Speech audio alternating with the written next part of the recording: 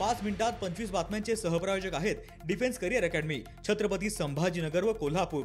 युवक युवतींनो, भारतीय सैन्यात घडवा अभिमानास्पद करिअर।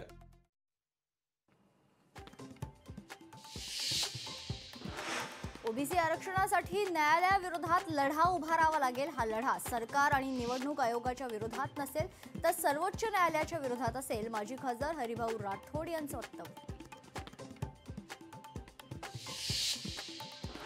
बोरिवलीचे आमदार संजय उपाध्याय यांना जीवे मारण्याची धमकीनंतर संजय उपाध्याय यांच्या सुरक्षेत वाढ। तो उपाध्याय यांना तिसऱ्यांदा मिळाली धमकी।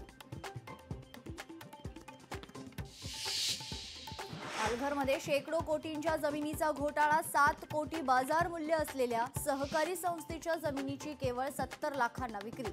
संस्था चालकांसह तत्कालीन निबंधकांवर गुन्हा दाखल करण्यासाठी पोलिसांना पत्र लिहिण्यात आले।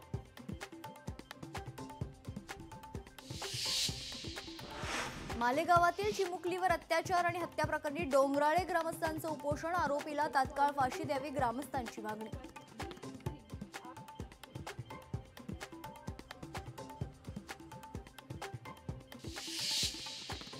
मका आणि कांदा उत्पादक शेतकऱ्यांनी मुंबई आग्रा महामार्ग रोखला। भावातली घसरण झाल्यानं शेतकऱ्यांचा संताप। कांद्याला हमीभाव द्या, शेतकऱ्यांची मागणी।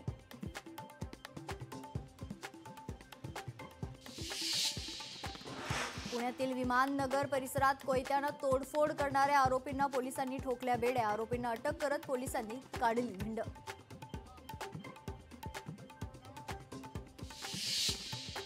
नालासोपाऱ्यात बनावट मद्य तयार करणाऱ्या कारखान्यावर गुन्हे शाखा 2 पथकाची कारवाईत एकूण 12 लाखांचा मुद्देमाल जप्त।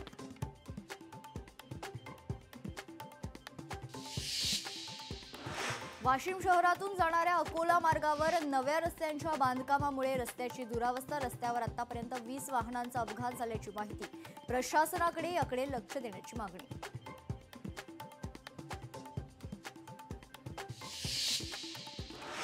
नागपूरमध्ये राष्ट्रवादीच्या उमेदवारावर नोटांची उधळण। नगराध्यक्षपदाचे उमेदवार शहाजहा शफावत अन्सारींवर नोटांची उधळण। तर भाषण देत असताना समर्थकांनी मंचावर येत उधळले पैसे।